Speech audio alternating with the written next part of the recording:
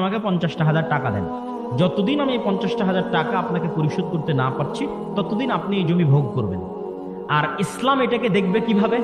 ইসলাম এটাকে দেখবে, আমি একটু ঘুরিয়ে বলি তাহলে আপনার কাছে ক্লিয়ার হবে। ইসলাম এটাকে দেখবে এইভাবে, ভাই আমার 50,000 টাকা কর্জ দরকার, ঠিক আছে আমি তোমাকে 50,000 টাকা কর্জ দিব, তবে আমার একটু সুদ লাগবে। কি সুদ লাগবে? এই 50,000 টাকা পরিশোধ না করা পর্যন্ত আমি তোমার জমির আবাদ খেতে চাই। এই যে আমি 50,000 টাকা পরিশোধ না করা পর্যন্ত তোমার জমির আবাদ খেতে চাই, এটা 50,000 টাকা লোন দেওয়ার বিনিময়ে আমি সুদ ভক্ষণ করতেছি। আপনারা লেনদেন করতেছেন ঘুরিয়ে, ওটাকে একটু সোজাভাবে দেখেন।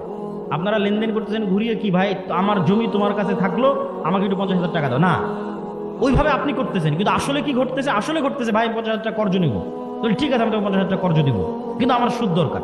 সুদটা কি? আমি টাকায় সুদ চাচ্ছি না, আমি সুদ চাচ্ছি জমিতে। এই যে আমি লোনের বিনিময়ে উপকার গ্রহণ করতেছি, এটা সুদ। তাহলে জায়েজ কোনটা? আপনি আপনার জমি ভাড়া দিতে পারেন, ভাড়া নির্ধারিত, সময় নির্ধারিত। ভাড়া নির্ধারিত, সময় নির্ধারিত। লিজ দাও, সময় নির্ধারিত, ভাড়া নির্ধারিত। ভাই আমার জমি তোমাকে দিলাম, তুমি আমার জমি ব্যবহার করতে পারো, প্রতি বছরে আমাকে এত টাকা দিবে। 5 বছরের জন্য আমি তোমাকে লিজ দিলাম, প্রতি বছর সমান 1 লক্ষ টাকা, হালাল, 100 বার হালাল। ভাড়া নির্ধারিত, সময় নির্ধারিত।